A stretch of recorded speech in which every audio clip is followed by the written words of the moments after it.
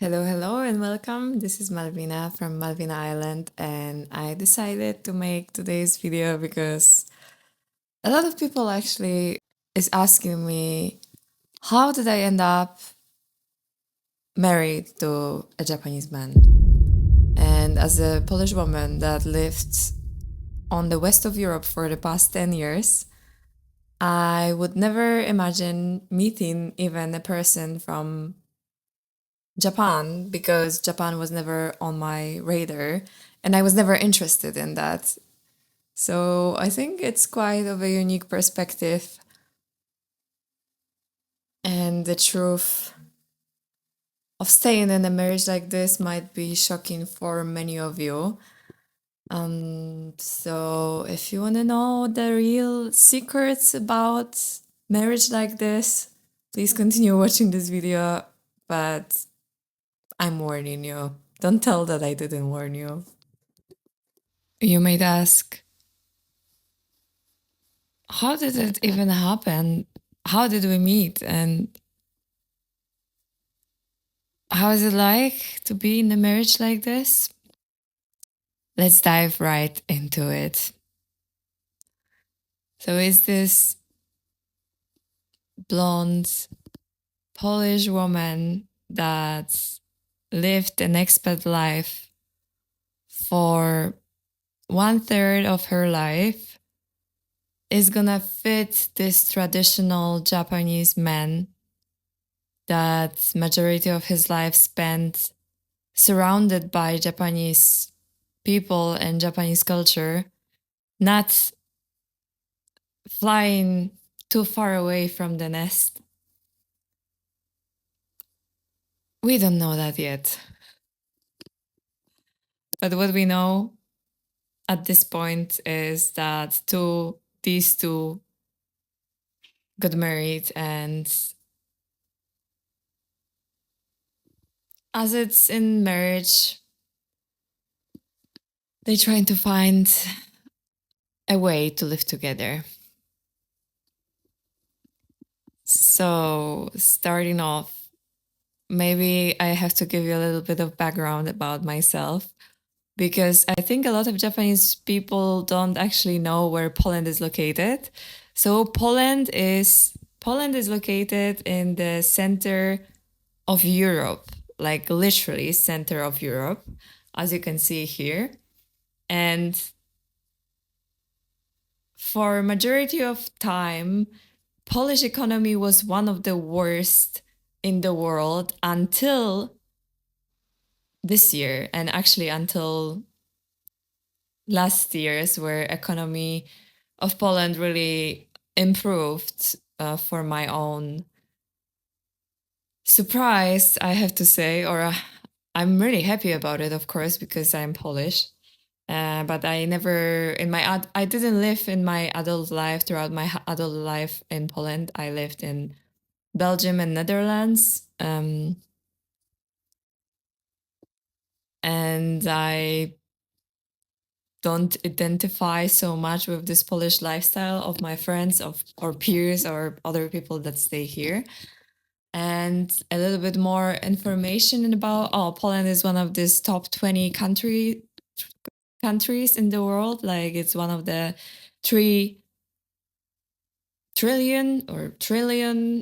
1 of 20 trillion economies in the world. So it's a big thing, right?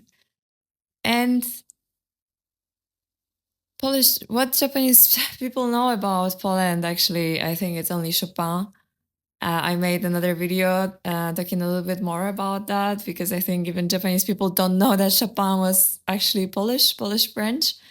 But definitely Japanese people like to listen to classical music more than Polish people, I would say. And well, Poland is this country, that a lot of Japanese people would say it's like same like Russia. Of course, we are really offended as Polish people when you say something like this because these are completely two different countries. But when it comes to Slavic culture, maybe yes, it's a little bit similar. Let's put it like this. I remember when I gave a little keyring for my mother-in-law, and it's like a little um, Slavic girl dressed up in traditional Polish clothing, and her first impression of that was that it's like a Russian doll. And of course, I get the point of reference. So we are definitely not. I definitely don't judge for that, but it's Polish, yeah, Polish and Russian. It's a little bit different, much different. It depends from which side you're gonna look at this. And another thing about Poland, maybe that is interesting for Japanese people, is that we didn't have Nintendo. So Nintendo is like one of the biggest game player um, in the world, and I have to tell you that in Poland, we when I was growing up, maybe there was Nintendo in some of the richer families in the block, but in regular um, middle class, let's say like this, there was Pegasus. So Pegasus is like this counterfeited version of Nintendo that we used as children, you know, like the early generation Z and millennials. Um, so I think comparing childhood childhood of mine and my husband, even though he was born in 80s and I was born in 90s, was much different in terms that Japan was placed as the best economy in the world when he was born, and I think the realities of this placed us in these positions that we came out when we met. So I didn't live in Poland for several years. It was not because of economical reasons per se, but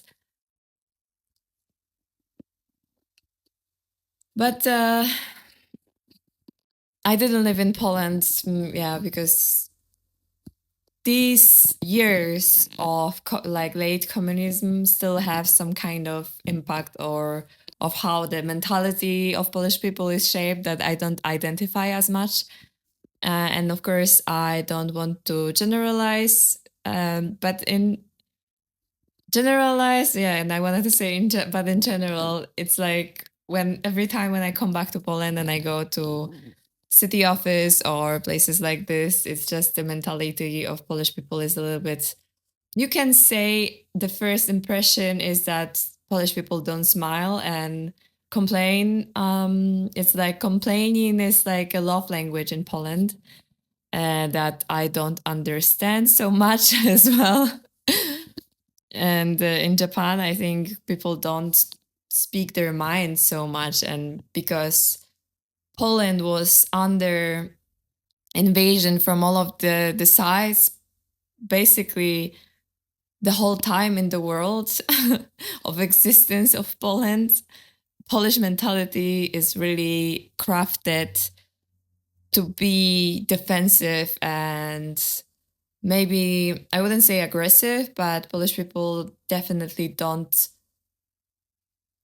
hide from telling what they really mean. And I know that in Japan it's just the opposite. So maybe, you know, like these solar opposites, polar opposites, me and my husband, we um somehow connected was stronger than us. So I know in Japan you were these two masks like Hone and this other that I don't remember the name. And basically you don't show what you really think. And for me personally, it's well, I from my background because I didn't live in Poland after all. In my adult years, it's much different. But in the country that I lived in Belgium, I think women are very emancipated as well. So women, when it comes to women rights, like one of the top economies when it comes to emancipation and equal rights, women versus men. I still cannot believe that this is a topic of discussion these years, but unfortunately it is. And in Japan, women unfortunately don't place Japanese women don't are not so high in this ranking. I think Poland is like somewhere in the middle, and Belgium, where I lived for the past 5 or 7 years, is like top 4. So when it comes to the mentality, not only Polish versus Japanese, but like European versus Japanese, like women, I think a lot of Japanese men would struggle with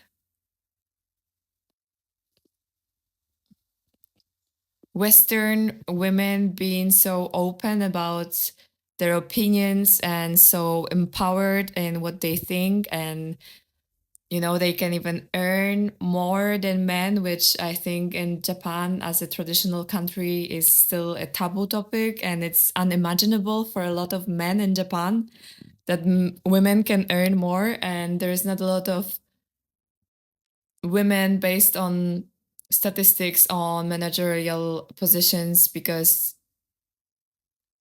right now probably it's not so common anymore, but still this tradition resembles with a lot of women. When they got pregnant and they got married, they just stop working, and therefore they cannot skyrocket and they cannot increase their value as an employee, and they cannot have these higher positions.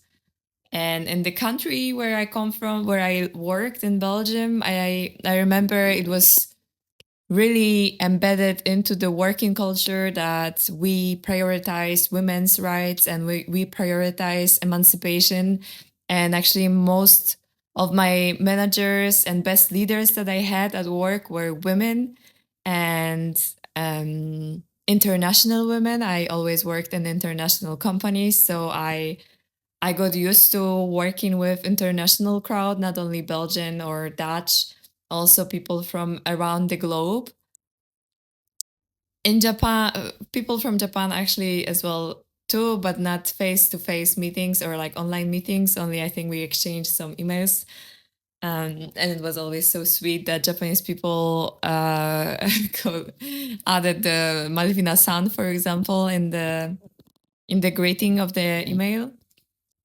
And I think I would never suspect that after coming to Japan, that this will be such a big shock for me. I think this was one of the biggest culture shocks that Japanese culture. I mean, that Japan in general is such a traditional country. When we hear talks about Japan in the radio in Poland, for example, or on the west of Europe, in Europe in general, we always hear like the newest technology emerged in Japan, and Japan right now is using this like bath that is washing you by itself, so you don't have to do anything, or like these vending machines that you can find for anything. So the perception about Japan in Europe, I think in the United States, Australia, etc., and in many other countries, I know for sure Thailand. I mentioned Thailand because I spent there also a lot of time, but we will come to that later, where I met my husband, by the way. Is that Japanese people are so progressive and so over the top with innovation and being forward, like this automation and artificial intelligence and everything like pro optimization, like with this Toyota Motors or like other type of cars, engines and what have you, like the telescopes, everything, telescopy, like I think almost anything that comes to your mind. When you connect this to Japan, it adds this like, wow, this has to be good because Japan is innovation. So I cannot believe that in this innovative Japanese mindset that we have in Europe and on the west of Japan about Japan. Japan is still such a traditional country when it comes to women's rights, when it comes to food, and Japan is such a close and conservative countries in some ways. Of course, it's like Buddhism and Shintoism, so it's like sometimes maybe what I'm gonna say right now, I have an impression that Japan is like this Buddhist communism in some ways, or maybe I name it like this because I was just shocked how everything works. People are so peaceful, but at the same time, like this innovation that I was expecting is basically not non-existent. So I didn't even think about it before going there and meeting family of my partner, of my husband and Japanese husband, that this will be such a big issue and how it translates into our marriage life. Well, yeah, it's, I think we can develop each other, like we can develop our mindset and we can become better people because of these differences, but I definitely didn't expect that it's gonna be so much differences. And like I said, I really come from international background and I had always contact with international people, international crowds, so many different religions and many different nationalities and people of color and people of different anything you can think of. But I would never expect that Japan is still so stuck in the past in these areas. So I was thinking, like, my husband for sure is not, his mindset is for sure not stuck in the past, but of course our background shapes us. And like I said, my husband also didn't spend majority of his or let's say like the past 10 years, he stayed in a lot of different countries and he was always eager to travel. But I noticed that the type of travel that we both did was a little bit different. Like I actually moved and lived abroad, and whereas my husband stayed in other countries but didn't really work there to like fit into the social space, social security, and stuff like this, and to get to know the culture of the place that he lived. So he was always connected with other Japanese people or like Japanese villages, and he had access to Japanese food, and like especially in Thailand. Thai people love Japan and they are really excited about Japan. So he didn't, I think he didn't feel that much that he's so far away from Japan and Thailand is a paradise. So it was a little bit different for both of us. And when I went to live abroad, I didn't connect so much with Polish people for one or another reason. It just wasn't on my way. And all of my friends were rather expats, and I couldn't find like these Polish communities. I work in international companies, and I always had friends from all over the world, and I really enjoyed it. So I like, for example, when it comes to food is like a big part of culture.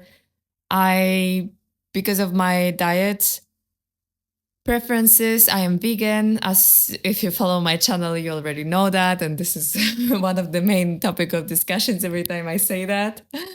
I'm vegan already for 18 years, so it's the majority of my life for sure. And Polish cuisine is based on meat, so I didn't miss Polish food so much when I was abroad. And actually, I was really excited to live in like this innovative vegan hipster type of vibe cities, and I always enjoyed to go to vegan restaurants, and it was never a problem in this artsy vibe city that I lived. And so I always like led a life of a person, city person, like alternative, let's say. And I didn't miss my country so much. That's for sure. And with my husband, it was a little bit different. So I experienced a lot of shocks when we came together to Japan that we both didn't predict that they're gonna happen. And starting from like family expectations through living arrangements, and that's like expat exposure in Japan is very low, only tourists, and there's not a lot of foreigners living there. It's very difficult for foreigners. Of course, I know that Japanese people are interested in the international society and community of people, but because of this economy, I think a lot of Japanese people are just closed because Japan is just enough and they never had to go anywhere else. And of course, everyone understands that. But it creates the completely different mindset of people. And I didn't even start saying exactly what kind of shock happened to me when I landed in Japan. And like I said, like starting from family expectations and then going through living arrangements, and then role of woman in society in Japan is completely different than what I expected. I'm comparing to where I lived is just completely different. And women where I come from are, like I said, much more emancipated and equal to men. And this is just not true in Japan. And like the terms like housewife is very popular, and it doesn't mean that you are, like from Real Housewife, the series, and your husband earns so much. It's just like, yeah, it's different. And also, like when you see salarymen, like salaryman culture, most of the time you see only men. So like I would say 70 or 80 or even more. You can see men wearing suits and white shirts, and it just shows differently when you work in corporation in Japan, and like this crazy culture, and the women has to be a good housewife and be a good mother and cook. She has to cook and she has to clean. It's just yeah, this tradition is still more embedded than in the rest of the world. Even in Poland, I think because of this cultural difference that we often say what we have in our mind. Um, of course, here there are also still a lot of housewives, and there are more bigger expectations on women than on men when it comes to having like this house, um, warmth in the house, and food and cleaning up. And but it's like,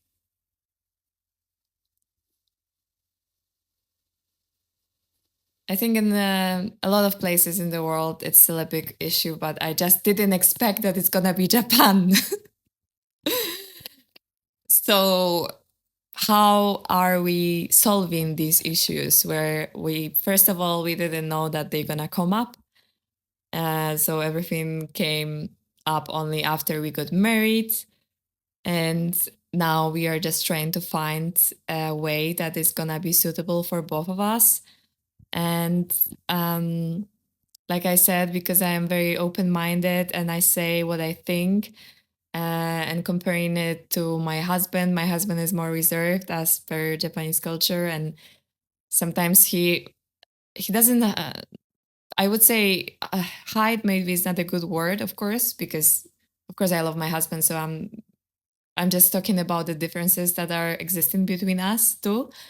It's just like Japanese men, especially, I think women, I don't know, because I don't know a lot of Japanese people, only family of my husband, is that he doesn't speak so much what is in his mind. Maybe like men in general don't speak so much as women about their mind, but Japanese men, Yeah, I think it's very difficult to talk about emotions and about feelings.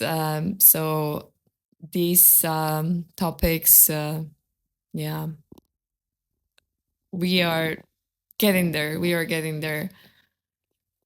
But it's quite of a challenge. And we spent like 3, 4 months in total in Japan with a break of our honeymoon in the United States throughout the whole continent. Actually, it was amazing. But the rest, like it was only 16 days, and the rest for the rest of these 4 months, um, we stayed in many different places in Japan. We stayed in Tokyo, in Yokohama, in Kobe, and then on the countryside in Izumo. So I got some, and then we also traveled to Miyazaki, for example, and we had a big road trip from Shimane to Miyazaki and back from like these other islands, and it was really beautiful.